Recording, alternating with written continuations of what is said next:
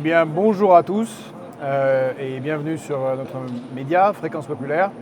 Nous sommes le 24 octobre, nous sommes toujours à Kazan où se passe le dernier jour du sommet des BRICS. Alors vous avez sûrement peut-être vu le premier compte rendu. On fera un retour précis dessus tout à l'heure. Là, vous le voyez, en ce moment même, on a les chefs d'État qui sont tous réunis, y compris avec le secrétaire général de l'ONU, Monsieur Guterres. Beaucoup de chefs d'État, plus de 30, et on vous rendra compte. Maintenant, on continue à commenter ce sommet, et je suis avec un Américain, Samuel Trapp. Thank you for joining us on our media. Alors, Samuel Trapp, on va parler en anglais. Il a lui-même un média qui s'appelle Dame Radio, dameradio.com. On mettra le lien en dessous de la vidéo, vous pourrez vous connecter. Et c'est très intéressant parce qu'il y a très peu d'occidentaux. Et donc c'est intéressant d'avoir son avis. So I just said to our audience that there is very few Western people. Yes. And we are a little bit like animals. Yes. And all the others, there are some French and there is an American. And there's an American. So you're an American from Florida, Yes. Missouri. I live in Florida. I have a radio program in Missouri. And you may have said this, I don't understand French, but Yeah. you may have said that I have a Russian-speaking YouTube channel Yeah. at Samuel Trapp. And also, it's interesting, you've been in the American Army. Yes, I served in the American Army as a diplomatic interpreter Yeah. and arms control. Arms control is very interesting. What you Arms said to me. control, very important Yeah. during the INF Treaty and the Nuclear Threshold Test Ban Treaty. We did underground nuclear testing verification, and then we get rid of all SS-20s in Europe and Pershing 2s in America back in the 80s and 90s when we were working together with the Soviet Union and then Russia to demilitarize the world. Yeah. Seems Which like that is- didn't work. It worked.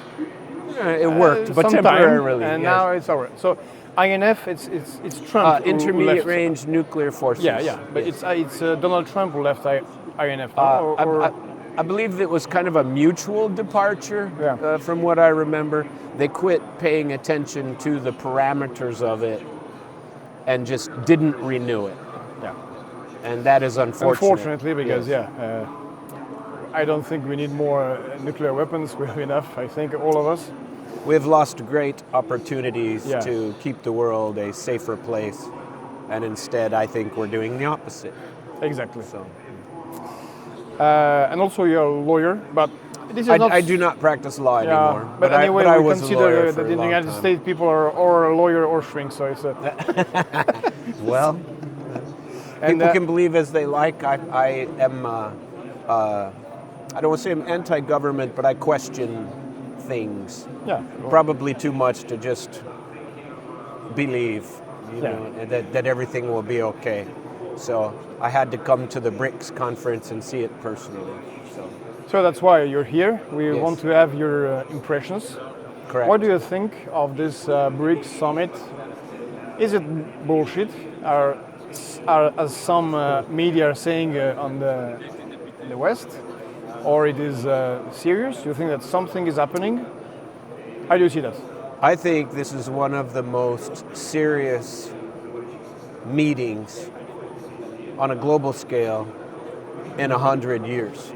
I believe okay. that financially, after World War II, during the Bretton Woods Conference and everything that created the UN and created the SWIFT banking and created all of those frameworks, I believe that BRICS is not trying to be exclusive or be against all of those, but trying to create an alternative to what has become a very lopsided system.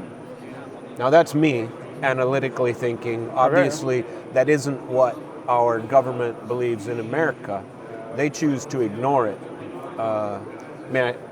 I'll continue if you like. Sure.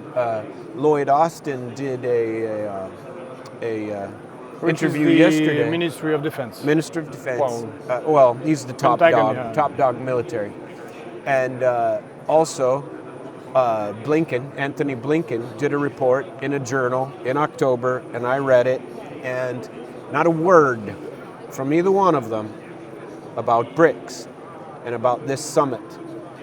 If you ignore it, it doesn't exist. That's how it works in America. You just ignore it, and people don't worry about it. Well, that's, I've had some negativity thrown my way for wanting Where to. the fuck is Kazan? Yeah. Why are you going to Kazan? What do you want to do with that? You're a Putin lover. All these kind of things. Oh, you too. You're a Putin lover. I'm a Putin apologist, or a tool of Putin, or whatever. All ridiculous. I'm a person who wants to think and see things objectively. And just because you ignore it doesn't mean it doesn't exist. And that is unfortunate, because Americans, well, everybody in the West really needs to know that people are serious about this. And this one in particular has been extremely important from varying levels. You heard the Iranian leader say yesterday that he was pretty anti-American, in his approach, and blamed a lot of things on America. It's hard not to, but I can't say that I completely... From their point of view. From their point of view.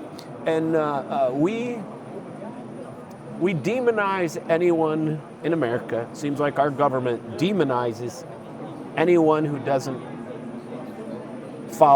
toe the line. But the rules don't apply to everyone. It's often done in the Western countries. It's a little bit the same. It's done everywhere, but seems like we're the experts at it. Yeah. We're the best.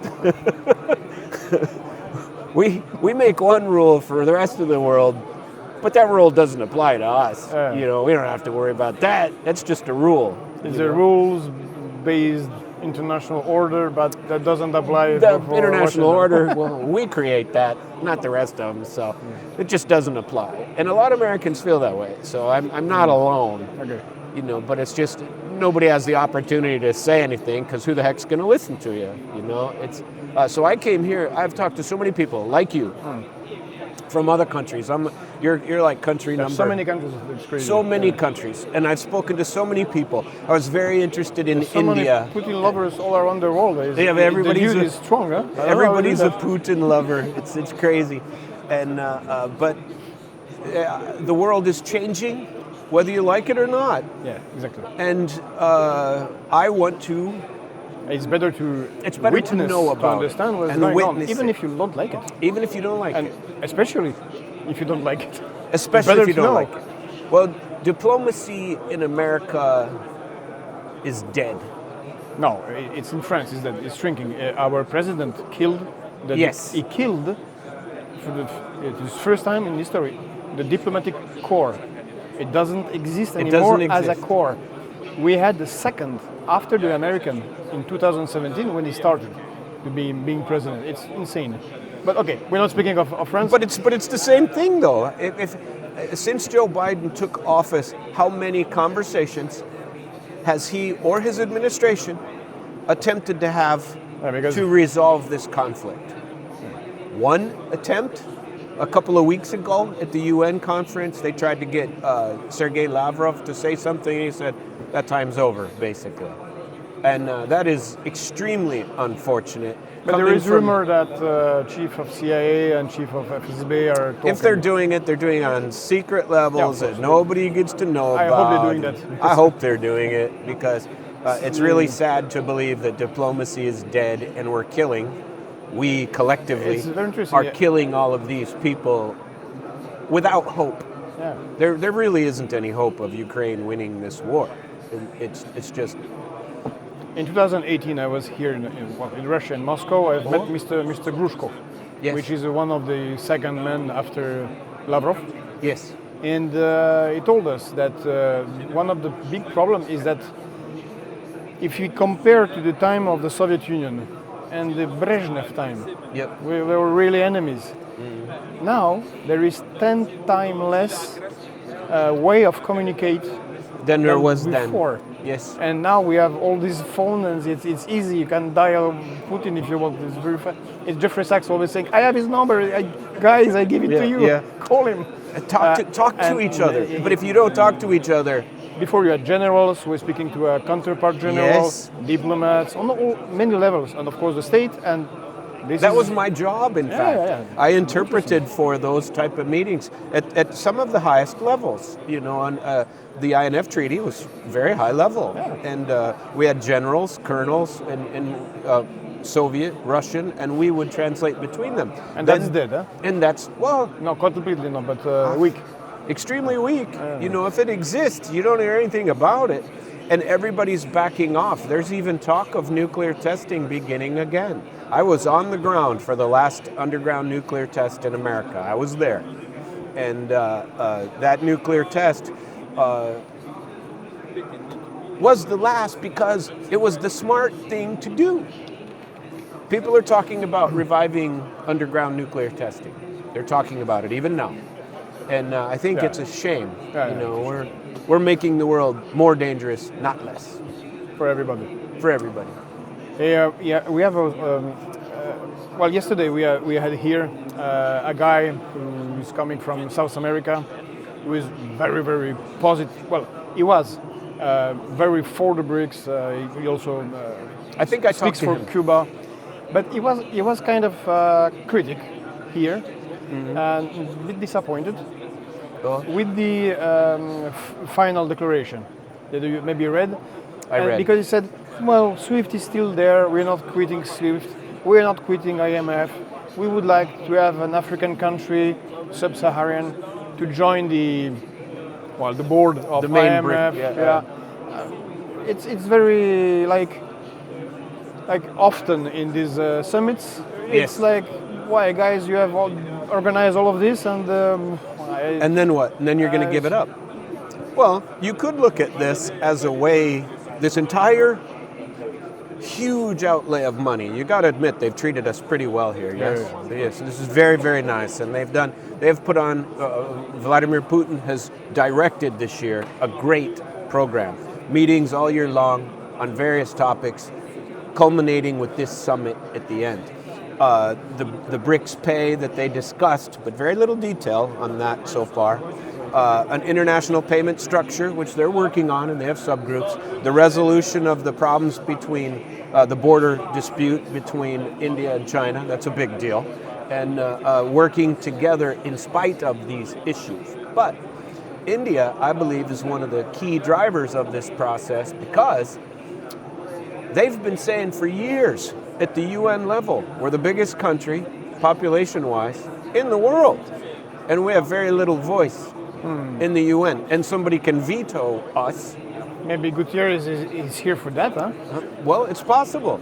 But something, Because, if they change the UN structure, Yeah, but massive reform has to happen there, or people are going to seek alternatives. And it looks like people are seeking alternatives. How many in this summit? 38 countries, I believe they said. It's crazy. Yeah. Tons of countries and many But, applicants. you're very right, because the Security Council, the 5 permanent members, Group of 7, I mean, group of 20. people, they will not continue if there is no India, as you said. That's right. One big African country and Brazil, because they're saying, come on, guys.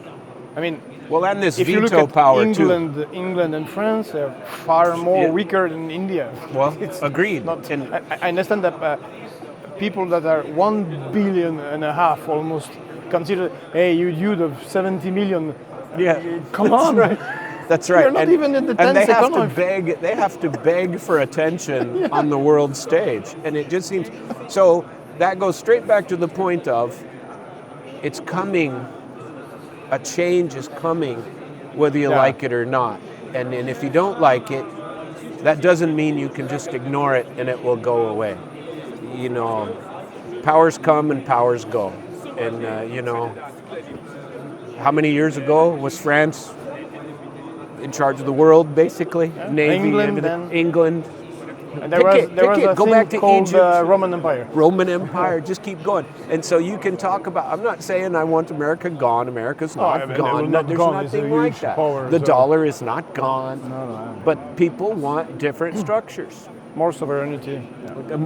More ability to think for themselves. They don't want to have democracy dictated to them or the type that you must Especially have. if it comes with bombs. Especially if it comes from a country where people question I question our democracy. I'm allowed to. I'm an American. I don't always feel that it is exactly democratic. Okay, Samuel, thank you very much. We will I switch. appreciate you. Yeah, I appreciate very much our talk. Maybe we could talk longer. So Oh, definitely. Anytime I you have your like. contact. We'll Yes. invite you on a. Of course, I we do- won't be at I the same do- place, but we do the visual Yes, thing. I do video where things it's a and joint, modern world. joint so things. We can do something, and That'll I'd be love fine. it, and I'd appreciate it. Great. And you'll send me a link. Have a good day. Thank you. Et donc voilà, on était avec un Américain, c'est très intéressant. En plus, vous l'avez compris pour ceux qui comprennent l'anglais, ou si les sous-titres marchent bien, je crois que ça marche très bien, a travaillé sur le désarmement nucléaire. Voilà. Et puis c'est intéressant d'avoir une vision d'un Américain qui en plus est patriote, puisqu'il était militaire. Donc. Et nous passons à... Alors, monsieur a été honorable Abdoulaye Kourouma. Kourouma, qui a été Bonjour, candidat monsieur à tous Kourouma. les niveaux en Guinée-Conakry. Ah, Guinée-Conakry. Voilà. Mais j'étais en Guinée-Conakry il y a 2 ans. Il y a 2 Vous ans. êtes- oui. Ah, oui, il y a 2 ans, moi aussi j'étais député à l'Assemblée nationale, D'accord. membre de bureau, parce qu'il y a 2 ans, il y a eu un coup d'État chez nous. Oui, je sais. Voilà, donc la France en sait beaucoup. Ah, mais moi, je suis pour rien, moi. Hein? Moi, j'ai aucun rapport avec ça, Ah, évidemment. oh, mais la France est informée de ça quand même, Oui, à bien travers vos médias. Oui. Ah, voilà. Donc, merci d'être venu sur Fréquence Populaire. Ça m'a de vous remercier. Quel est votre sentiment en ce 3e et finale journée des BRICS sur ce qui se passe ici? Avec les déclarations finales en ce moment même là, c'est le président de l'Afrique du Sud qui s'exprime. D'abord, c'est une opportunité pour non seulement les membres fondateurs de BRICS, mais aussi pour le reste du monde. Lorsque vous avez la liberté d'avoir des accords de partenariat gagnant-gagnant avec les pays en voie de développement et les pays développés à tous les niveaux, lorsque il y a ce qu'on appelle la libre circulation, lorsque les pays ne sont pas soumis à un diktat et qui peuvent s'inscrire dans les organisations qui peuvent les amener à être développés, à être en tout cas maîtres de leur propre politique, je pense qu'il faut saluer l'organisation de BRICS, surtout pour nous les panafricains, pour nous les Africains et surtout pour nous des Africains qui sont en train d'être, si vous voulez, recolonisés encore à travers les coups d'État chez nous, à travers la domination sur le plan économique, sur le plan politique, sur le plan militaire, sur le plan culturel. Je crois que le BRICS est une opportunité pour nous.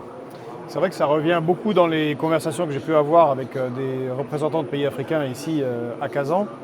Le sentiment et peut-être le fait qu'ici dans les BRICS, ils sont respectés, c'est le terme qui est utilisé, et qu'on respecte leur souveraineté plus que dans les organes internationaux dirigés par les Occidentaux. C'est ce que vous dites aussi. Non, pas forcément ce que je veux dire, mais il faut comprendre que les Occidentaux ne s'enrichissent qu'à travers les richesses africaines. Ils n'ont rien chez eux. Si vous prenez chez moi, par exemple, la Guinée, vous avez de la bosquine, vous avez de l'or, vous avez du diamant, vous avez du bois, vous avez du poisson, vous avez tout. Et l'eau. Mais nous avons de l'eau, nous avons un problème d'électricité, nous avons un problème de santé, nous avons un problème d'infrastructure. Mais qui sont ceux qui sont en train d'extraire nos ressources? Qui sont ceux qui sont en train de s'enrichir dans nos ressources? Ce sont les Occidentaux, il faut l'accepter. Maintenant, si nous avons la liberté de discuter d'égal à égal avec n'importe quel partenaire, pour un partenariat gagnant-gagnant, si nous avons la voie pour ça, on ne peut que s'en réjouir. Et si quelqu'un est en train de te dire à qui il faut vendre tes ressources, à qui il faut discuter sur le plan politique, à qui il faut discuter sur le plan militaire, avec qui il faut discuter sur le plan sécuritaire, tu n'es pas libre. C'est ce que je vais vous dire. Donc, c'est une opportunité qu'on ait d'autres voies, surtout qu'ils ont créé une nouvelle banque de développement qui n'a rien à voir avec le Fonds monétaire international, qui n'a rien à voir avec la Banque mondiale. Mais qui vont beaucoup jouer, de politiques de restructuration en Afrique. qui vont jouer le même rôle que le Fonds monétaire international et la Banque mondiale. Ce qui veut dire que l'Afrique peut s'orienter vers le BRICS avec un partenariat gagnant-gagnant. Il peut même être membre de BRICS. Certains pays peuvent être membres de BRICS par rapport aux ressources qu'ils disposent. Si tu prends mon pays, il peut prendre comme gage la bauxite pour être membre de BRICS. Parce qu'il s'agit d'avoir un soutien. Parce que ce sont des ressources qui donnent aussi la place dans une telle organisation. Je peux appeler un groupement d'intérêt économique, si vous voulez. Oui. D'abord, c'est un groupement d'intérêt économique. Maintenant, est-ce que, avec tout ce que la Guinée égorge comme ressources, ne peut pas être membre d'un tel BRICS? Il peut l'être. Parce qu'il y a de ces pays qui ont besoin de l'uranium, qui ont besoin de l'aluminium, qui ont besoin de pétrole, de l'eau. Ça existe nous. Pourquoi ne pas proposer des ressources que nous disposons, une partie des ressources que nous disposons pour être membre? J'impose la question. Comment vous voyez que ça... Comment vous pensez que ça va se passer? Parce que, comme vous dites, ces ressources sont exploitées par d'autres. En tout cas, les profits vont à d'autres que les peuples africains. Ils ne vont pas laisser faire. Vous comprenez? Si quelqu'un en Guinée-Conakry se propose de rentrer dans les BRICS, il y aura nécessairement une opposition. Ou un blocage. Non, attention. Vous savez, si ce n'est pas les dirigeants dirigés, la Guinée n'avait pas ce problème jusqu'à ce niveau. En 1958 déjà, on avait notre souveraineté totale, si vous voulez. Oui. On a notre monnaie à nous, ce qui veut dire que nous ne sommes pas comme ceux qui ont été, comme les autres pays qui ont à moitié libre, la moitié colonisée. Nous n'avons pas besoin de francs CFA, on n'a pas besoin que la France nous dise combien de millions de francs CFA il va éditer pour notre banque centrale. Ça, déjà, cette souveraineté économique, on a. Nous avons la fierté d'être autonome jusqu'à un niveau où on pouvait traiter avec qui on veut, que ce soit des Russes, que ce soit des Chinois, que ce soit des Américains. Donc, on avait cette opportunité. Mais aujourd'hui, on se retrouve dans une situation où les anciens maîtres sont en train de réapparaître sous d'autres formes, ce qui est aujourd'hui difficile. Mais n'oubliez pas que la révolution, nous sommes nés avec. On ne nous apprend pas la révolution. Et nous sommes un peuple résilient. Ce n'est pas parce que nous sommes en terre qu'on ne peut pas se relever. Le Guinéen est résilient et il sait se réveiller, il sait se relever au moment opportun. Ça, je peux vous rassurer. Tout ce qui est en train de se passer, nous savons ça vient d'où et on sait qu'on aura la réponse, le bon moment, la réponse sera là et on va répondre.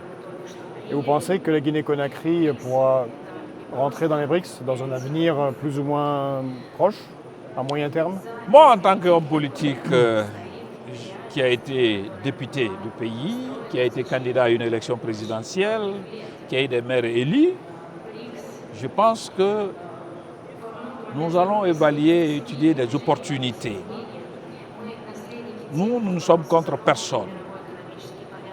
Nous ne sommes contre personne, mais nous défendons nos intérêts. Je vais parler de notre pays. Nous défendons nos intérêts. Si c'est le BRICS qui peut nous amener à être indépendants, autonomes dans le domaine de l'électricité, dans le domaine de santé, dans le domaine de l'éducation, dans le domaine des infrastructures, mais rien ne nous empêche d'être membres des BRICS. Si c'est les autres organisations classiques, ça fait très longtemps que nous sommes avec des organisations classiques. Nous avons toujours le problème d'électricité, nous avons toujours les problèmes de santé, nous avons toujours les problèmes d'éducation, nous avons toujours des problèmes des infrastructures. Donc, on ne peut pas quitter dans la main d'un persécuteur, aller se donner dans un soi-disant sauveur qui peut se transformer en un persécuteur demain. Cela veut dire quoi? Un père de famille qui a la charge de nourrir sa famille, il ne faut pas chercher à nourrir ta famille à moitié, il faut le faire de façon définitive. Nous avons besoin du développement, mais on ne veut pas de développement à moitié. Si notre développement peut être dans la main des BRICS à 100%, je ne trouve pas d'objection pour s'inscrire au niveau des BRICS. En tant que politique, c'est des opportunités qu'on regarde parce que nous sommes là pour le peuple, nous ne sommes pas là pour En nous-mêmes. fonction de vos intérêts, comme vous l'avez dit clairement. Oui, mais c'est ça. Donc, si la France veut donner mieux que le BRICS, ce que nous avons comme problème, s'il peut régler mieux que le BRICS, pourquoi ne pas coopérer avec eux? Si c'est la Chine qui peut donner mieux que le BRICS, pourquoi ne pas coopérer avec la Chine? Si c'est l'Inde, si c'est les États-Unis, moi je pense que c'est cette culture-là, c'est cette indépendance que nous, les panafricains politiques, parce qu'il y a des groupes de panafricains, il faut le dire, vous avez des activistes de la société civile qui sont dans les dénonciations et ce qui se passe, mais nous sommes des politiques qui ne peuvent pas aussi continuer à dénoncer sans mesure d'accompagnement. D'accord. Oui, bien sûr. Ça vous dit que tu prends le métro, ou tu prends l'avion, ou tu prends ta voiture, tu fais Paris, Bruxelles, l'Allemagne. Si vous voulez, tu fais le tour de l'Europe, tu ne vois même pas où se trouve la frontière. Si ce n'est pas des plaques qui t'indiquent, c'est le réseau qui change dans ton téléphone. Et que pour quitter d'un pays africain, pour un autre pays africain, il faut les visas. Vous avez des frontières, vous avez des contrôles. Ça vous dit quelque chose? Est-ce que tu sais que le franc CFA qui se mange au Cameroun, ce n'est pas le même franc CFA qui est mangé en Côte d'Ivoire? Ils sont obligés d'échanger le franc CFA camerounais au franc CFA de la Côte d'Ivoire.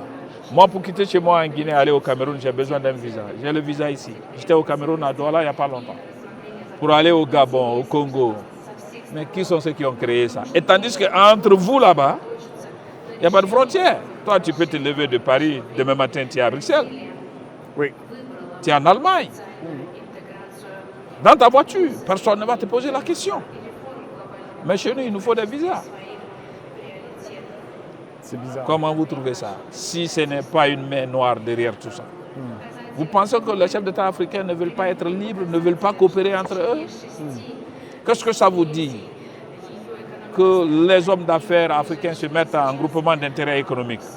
Quelqu'un qui a une usine de ciment au Nigeria et qui accepte qu'il y ait des actionnaires guinéens, des actionnaires camerounais, des actionnaires ghanéens, des actionnaires burkinabés, pour encore plus agrandir l'usine et faire la distribution entre ces pays-là. C'est vrai qu'il y a eu toutes les tentatives, quelles qu'elles soient, d'organisations autonomes africaines ont été arrêtées parfois avec violence. Et certains des... Je pense à quelqu'un que nous on apprécie beaucoup, qui est Thomas Sankara.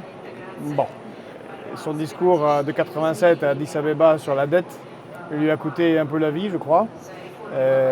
Et d'autres, Muammar Kadhafi, enfin, ce sont des gens différents, mais ces volontés sont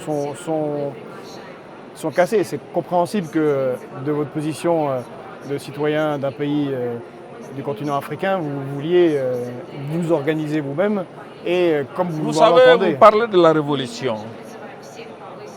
Mais la révolution a commencé chez nous en Guinée. Vous parlez de Thomas Sankara. Mais ils avaient pour maître, pour idole, le président Ahmed Sékou Touré. Eh oui, Sékou Touré, bien sûr, le grand Sékou Touré. C'est parce que nous avons réussi dans notre révolution qu'on a réussi à avoir notre propre monnaie qu'on appelle le franc guinéen. Nous avons réussi tellement dans notre révolution qu'on avait des partenariats avec qui on veut. Ce n'était pas le cas au Burkina, avec le franc CFA. Donc, la révolution prend source chez nous. C'est pourquoi j'ai dit... Comme il y a 5 des fleuves moments... africains, je crois. Voilà. Voilà, c'est pourquoi j'ai dit, tout ce qui est en train de se passer, nous sommes un peuple résilient. Vous voyez l'armatan qui est en train de souffler maintenant en Afrique contre tous ces accords que vous connaissez. Ce n'est pas fortuit. Ce n'est pas fortuit. Il y a un travail de fond qui se passe. Vous-même, vous voyez comment est-ce que votre gouvernement est en ballottage. Comment est-ce que vous-même, vous comprenez que votre politique a échoué. Nous n'avons rien contre les Français, mais nous avons des problèmes avec le système français qu'il est en train d'imposer en Afrique. Moi, je n'ai les amis français. Bien sûr. Moi, je n'ai rien contre les Français, mais je suis contre la politique de gouvernement français. C'est ça la vérité. Donc, et vous voyez comment est-ce que la France est en train d'être traitée aujourd'hui en Afrique. Vous êtes là. C'est pour te dire que il n'y a pas bête que le gouvernement français. Il y a plus de 1000 journalistes ici. Oui, c'est colossal. L'événement là est suivi plus que l'élection américaine. Il y a une réunion à Washington pour les ministres des Finances. Vous savez, il y a beaucoup plus de médias ici que là-bas. Maintenant, vous prenez les 99,99%, qu'ils soient arabes, chinois, anglais.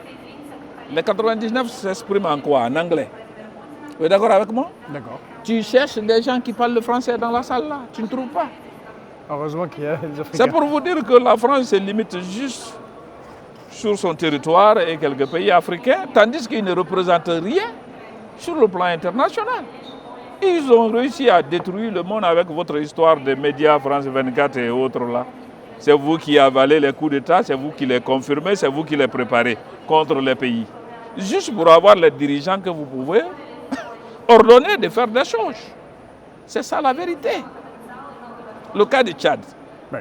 il était le fils du président, il n'était pas le défunt constitutionnel. Vous êtes d'accord avec moi? Mais qui l'a imposé? C'est la France. Le gouvernement français était là pour l'installer. Oui, oui. Vous êtes d'accord avec moi? Bon, c'est un fait, donc oui, bien sûr. Hein? Bien sûr. On prend acte de coup d'État, on demande, ils sont en train de dire qu'ils prennent acte d'un coup d'État, et même ils sont en train de supporter le coup d'État, ils sont en train de condamner un coup d'État, et même ils sont en train de préparer le coup d'État. On va où avec ça? On va où avec ça? Et tandis qu'il ne faut pas s'associer. Vous avez écouté l'interview de Gbagbo, où le président français lui prenait 2 millions d'euros chaque année. C'est quoi ça? La France a quelle expertise à part les médias? Ils ont quelle expertise à part les médias? Tu connais où? Tu connais quelle usine que la France a implantée un jour dans un pays africain et qui emploie au moins 1000 personnes? Moi, je ne connais pas, j'en connais pas. Tandis que nous sommes en Russie. Vous avez Russal chez nous, ça emploie plus de 500 personnes. Donne-moi le nom d'une...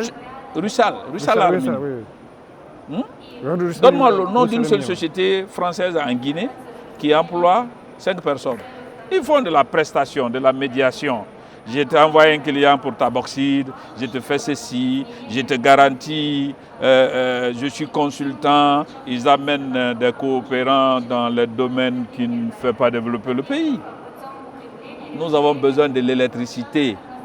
Est-ce que la France sait faire des centrales électriques pour les pays africains? Normalement, il sait faire.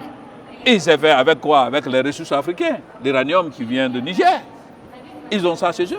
Ils n'en ont pas. Est-ce qu'on ne peut pas trouver la technologie là ici? Est-ce qu'on ne peut pas trouver avec les Indiens? Mais ils ne le font pas avec les ressources. Ils font avec nos ressources.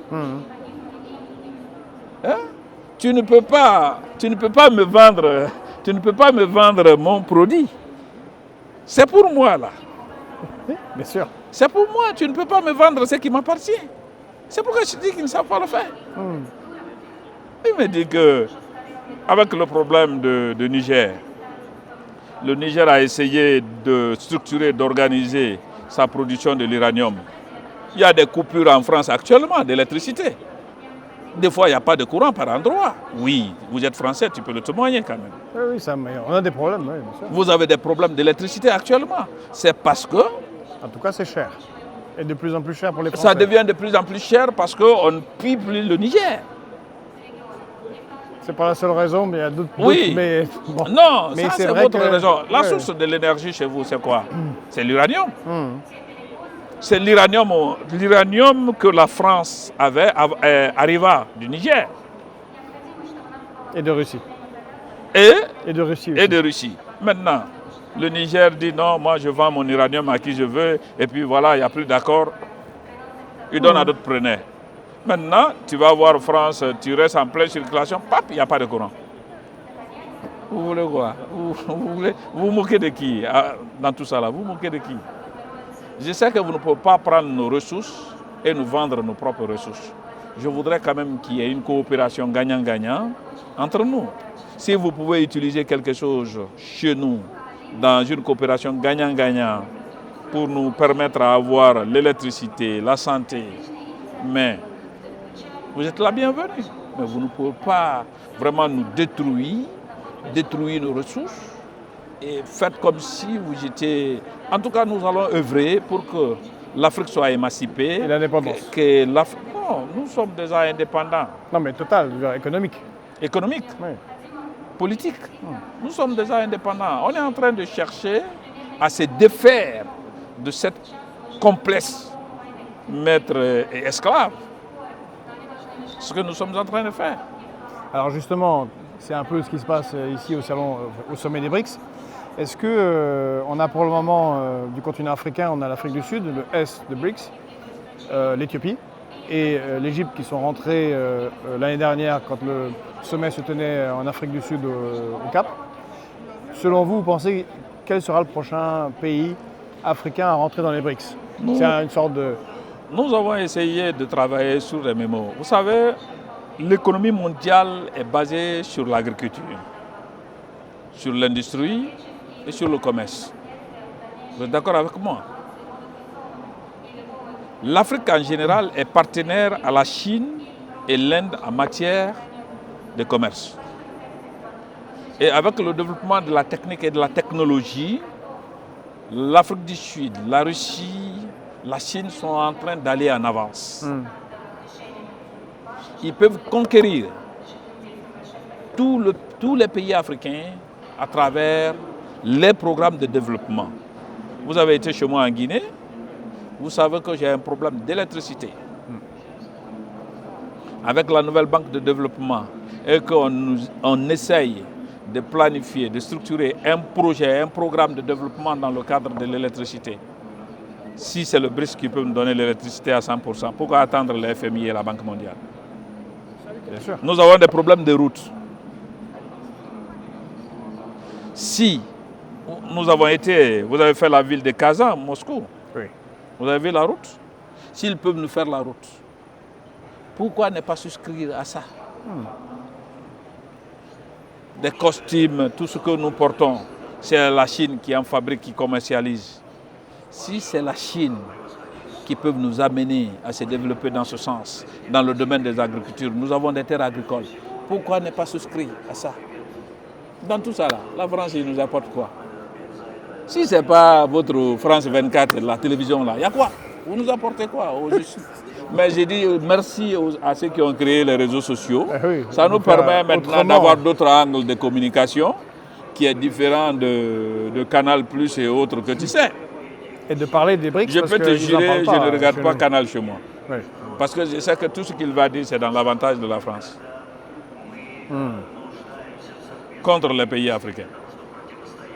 Donc par endroit, je ne suis pas là pour attaquer la France, mais puisque c'est la France qui a son genou sur le cou de mon pays et qui fait qu'on n'avance pas depuis des années, c'est pourquoi je dénonce qu'ils acceptent qu'on travaille d'égal à égal.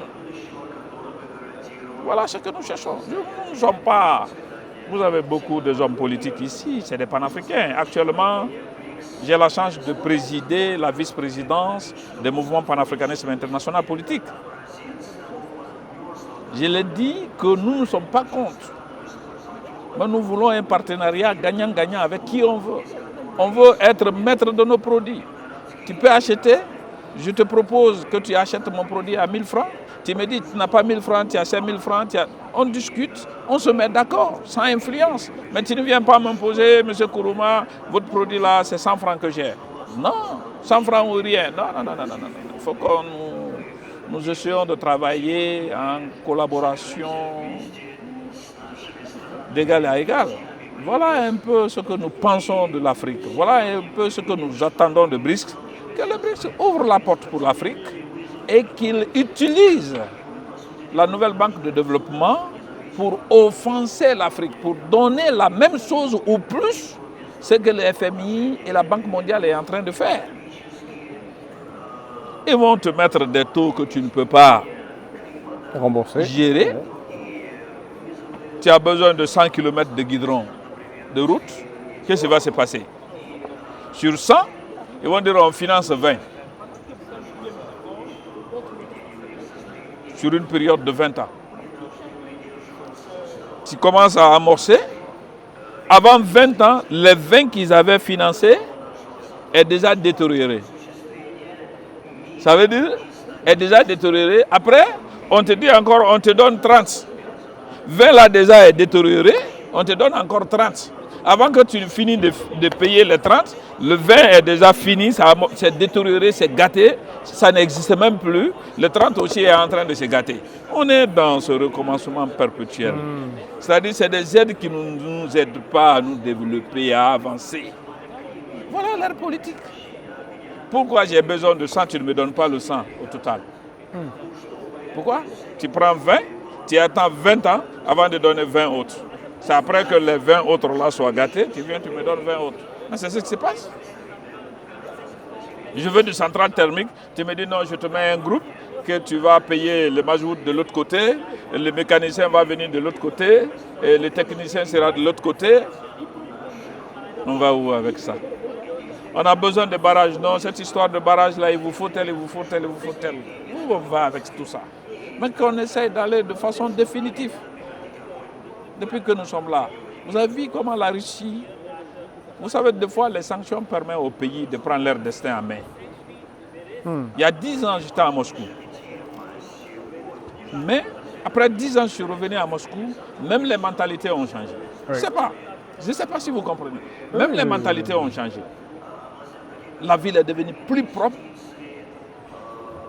Kazan. Kazan est plus propre. Kazan est plus structuré. Kazan est plus beau que Paris. Paris que je connais. Vous êtes d'accord avec moi? Non, fais un tour. Mais c'est les sanctions qui les a amenés à aller de l'avant. Mais la chance aussi qu'ils ont que la France n'en a pas, la population est très jeune. Vous avez vu, il y a tellement de jeunes. Oui. La population est jeune. Et ils sont en train... Encore plus en Afrique. Hein? Encore plus en Afrique. En Afrique. Énormément de jeunes. Maintenant, ils sont en train de cultiver, c'est-à-dire cette révolution dans la tête des jeunes. Voilà ce que l'Afrique, moi en tout cas, mon pays, je vais les encourager à ne pas avoir peur des sanctions et que ça nous permet de nous réorganiser et d'avoir d'autres accords qui peuvent nous faire avancer. Ben, merci M. Kourouma C'est à moi de pour vous ces mots, remercier. c'est très très intéressant. Et je vous souhaite bonne chance pour vos projets politiques, pour votre pays Merci beaucoup. et son développement. Bon Merci. courage. Merci.